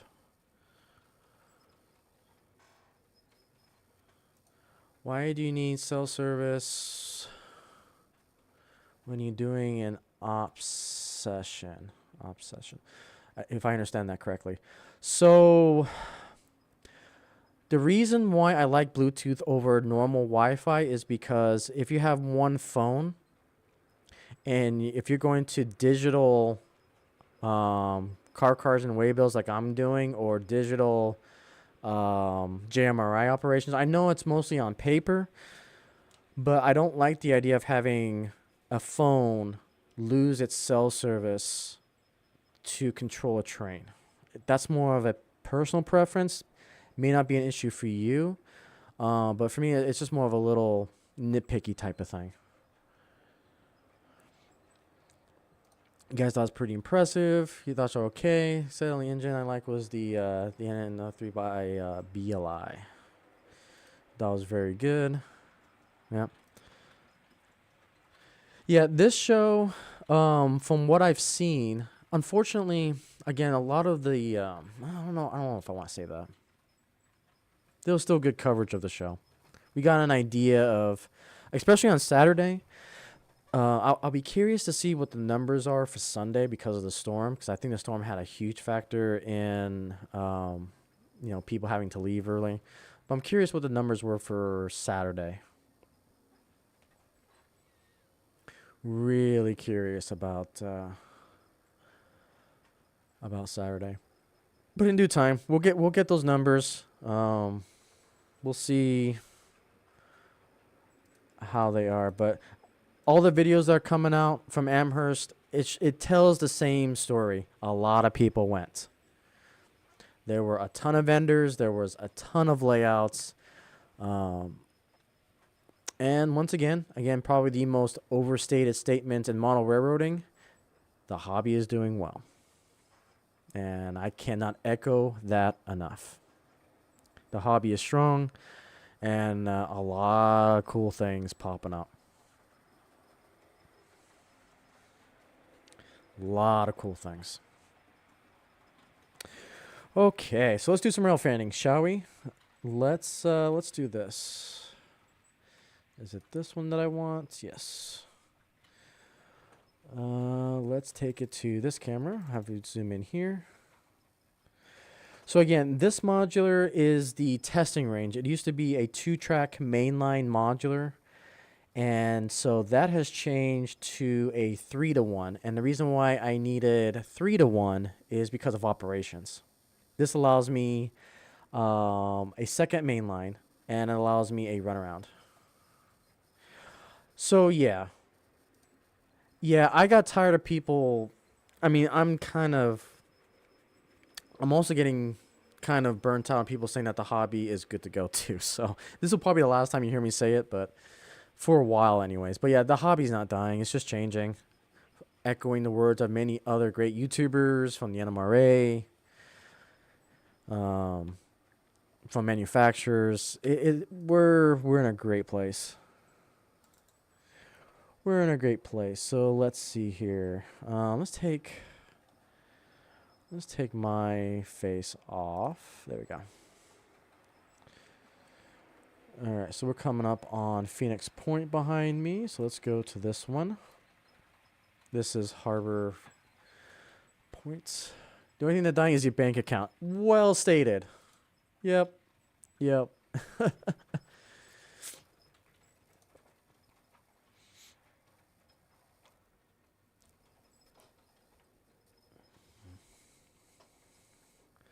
So again, guys, on the layouts today, since all of our announcements are finally, I think we're finally caught up with all the announcements. We'll do some rail fan in here.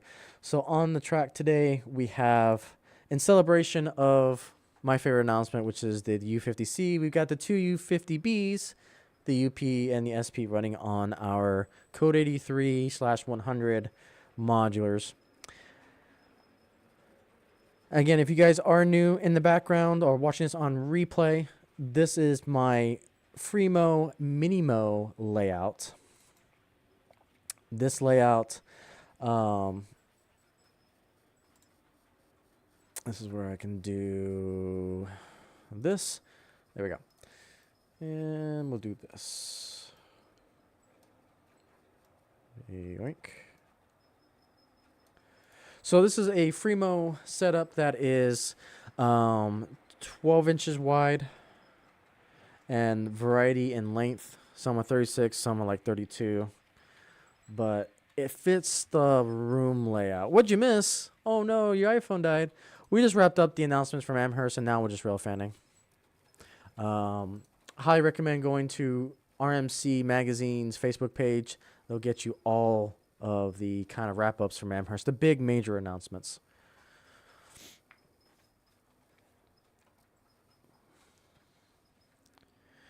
Okay, so let's do this. Let's do this angle. I haven't done this angle. Get the Southern Pacific U50 rolling by here. Yeah, I apologize for the squeaking if you can hear that. One of my wheels needs to be oiled down. So you can kind of get a length for this train. This is the River Rossi American Orient Express that came back like way back in the 90s. I was fortunate enough to find the set and grabbed it in a heartbeat. Loved it ever since. Let's see. Let's bring up Phoenix Point here. Looks like this camera needs to be adjusted.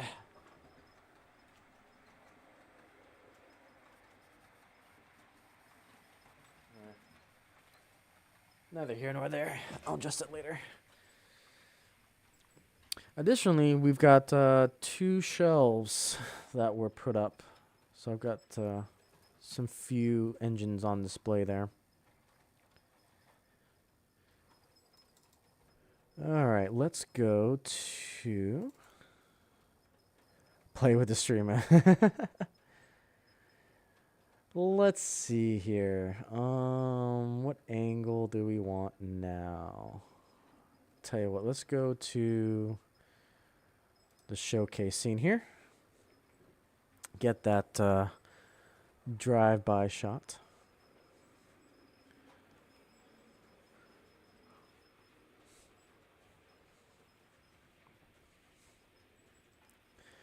And again, eventually we'll get the onboard camera set up again. There's a few logistical things that I've got to figure out, because it's been a hot minute since we've got that. Okay, let's do all the cameras. Let's get back to this view. There we go.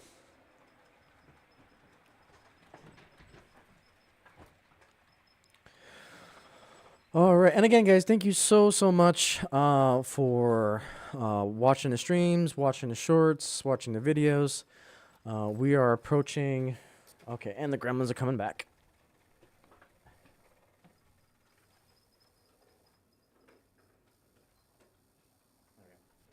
The last truck on that U50 just likes to pick that switch.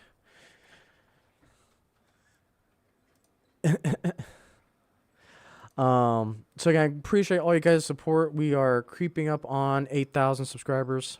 We're about 120, I think, away from 8K, which is insane. Thank you so much for your continued support through everything. Got a lot of cool stuff coming up. Okay, Chuck, take it easy. I know it's getting late for everyone.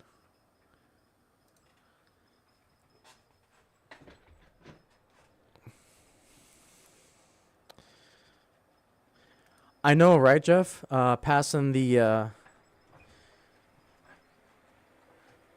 your Norfolk and Western.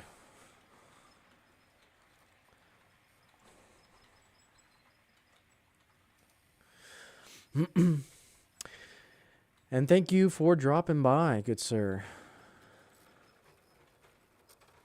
Oh man, now you're just picking it all the time, aren't you? Yeah.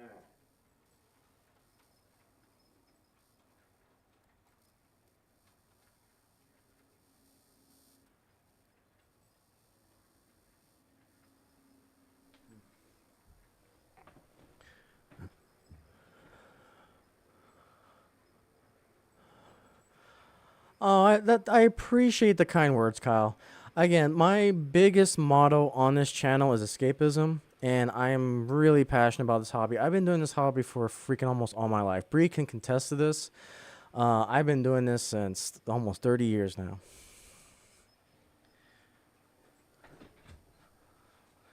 Greatly appreciate it, and I'm just happy that I'm able to take some time away finally and get dedicated time back to showcase this world's greatest sandbox hobby. Absolutely love it. And again, I don't want to say I'm really opinionated about things, but I speak my mind when it comes to the hobby. I'll tell you when I have biases, when something is a 100% favorite of mine, just because I'm biased towards it. But I try to give love where love is due. So.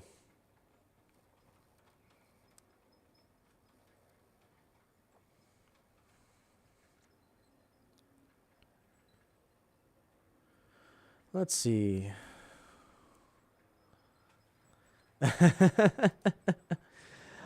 I got addicted at a very young age. So Papa Dragon, I guess, is the best way to let's say who my real father is. He got me addicted to it when I was way young. He bought some European stuff for his job and then brought it home.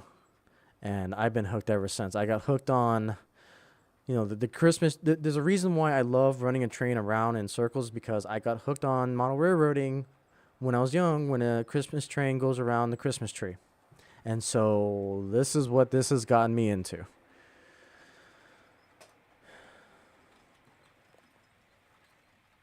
Yeah. I guess the best way to describe it is I am raw and uncut when it comes to model railroading. I will tell it as it is. And this U50 is going to get retired here in a second.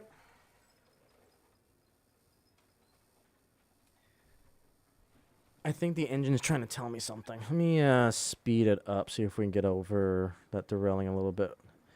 Because, of course, we're going to solve the problem by adding more speed. And don't forget, folks, always keep an eye on your model train going around in a circle. Because you too may have $100,000 worth of damage if you don't keep an eye on your trains. That's the last time I'll mention that, but yep, there you go. And again, I have biases too, because even with, and it's so easy, it's hard for me to do review videos, is because the variables involved when doing a review video is also bias in itself. You may have the perfect flat layout that it runs 100% well. Hang on.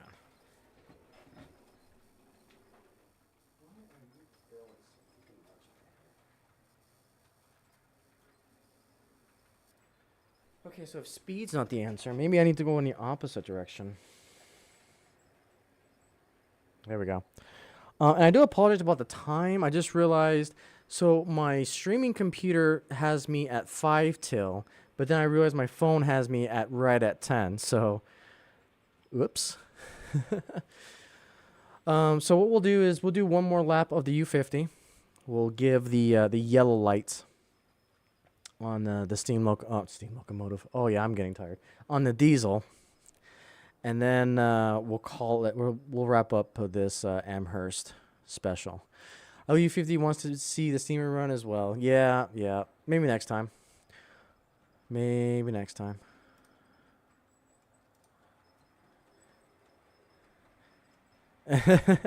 It was doing so well too. It's like during the test stream, and even for the first half of the stream, it was going well. But it's picking my Pico 3-to-1 Code 100 switcher that you see there on that side.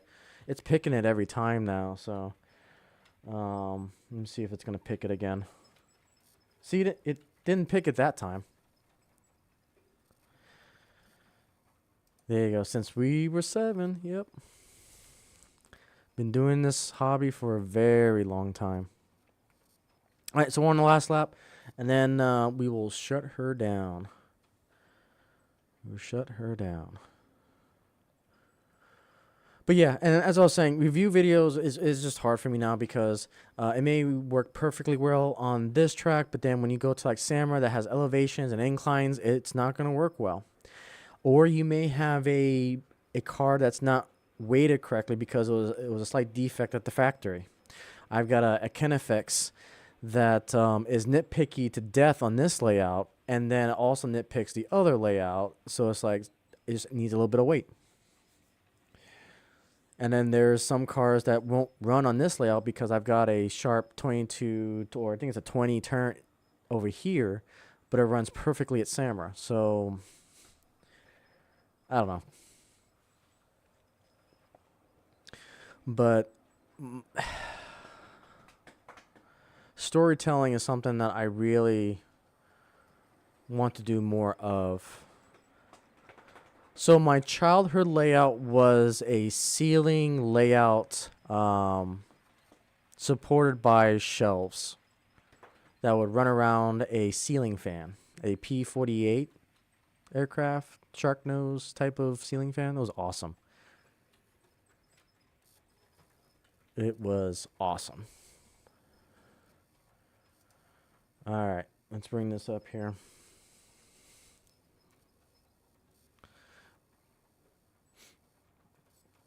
All right, and again, my entire story and backstory, I did an entire NMRA video series 2 years ago, 3 years ago.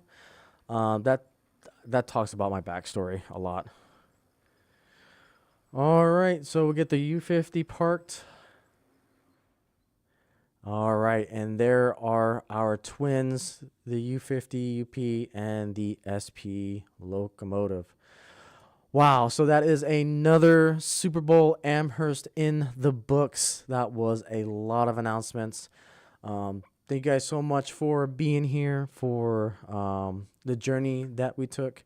Hopefully next time we won't have too many announcements, so we'll focus more on the trains, and then we'll just talk more whatever is on your guys' mind. So thank you for hanging out for the last 2 hours.